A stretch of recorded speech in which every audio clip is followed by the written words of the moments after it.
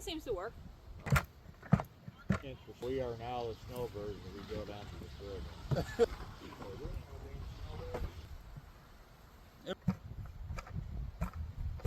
So I build sandcastles for a living. This is the beach right now, which has never seen this amount of snow in my entire lifetime.